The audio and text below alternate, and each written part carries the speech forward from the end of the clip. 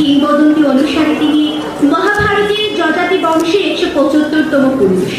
তার প্রিয় ভাষা বাংলা, ফলে ত্রিপুরার রাজভাষা হয়ে উঠেছে বাংলা। তার উদারতা ও দান ধর্মের জন্য ত্রিপুরার সবাই তাকে ভালোবাসে।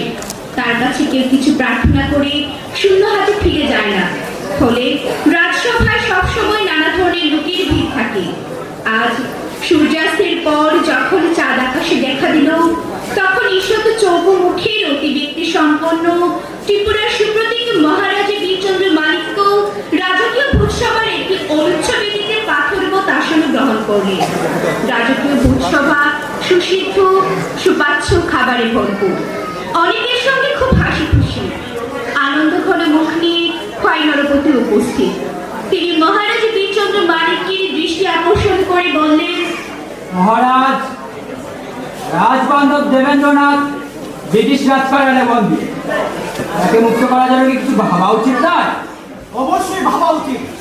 রাজবান্ধব দেবেন্দ্রনাথ প্রকৃত ভদ্রলোক। তাকে মুক্ত করার জন্য এরই মধ্যে ব্রিটিশ রাজ সরকারের সঙ্গে চুক্তি সম্পাদন করছে। এখন তার মুক্তির জন্য অপেক্ষা করছে। গ্রহণ করুন মহারাজ। মহারাজ হাতের ইঙ্গিতে প্রস্তুতি জানালেন। তারপর রাধারমণ এগিয়ে এলেন খোয়াই নরপতির দিকে। রাধারমণকে দেখে ক্রোধ, বিরক্তি, নিষেধ ভরা ভ্রুকুটি কাটলেন খোয়াই নরপতি। অতঃপর বললেন, এই যে রাধারমণ, আপনি সবসময় এত মনমরা থাকেন কেন?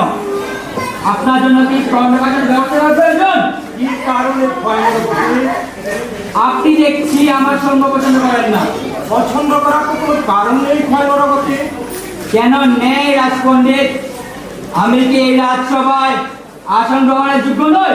আপনার মতো যে নরপতি নিজের অঞ্চল ও কারণে ছেড়ে দিয়ে ত্রিপুরার মধুমক্ষিকার মতো ভিড় করেন, তিনি আর যাই হন না কেন, আমার দৃষ্টিতে তিনি আসলে এক মধুকৈক্ষ।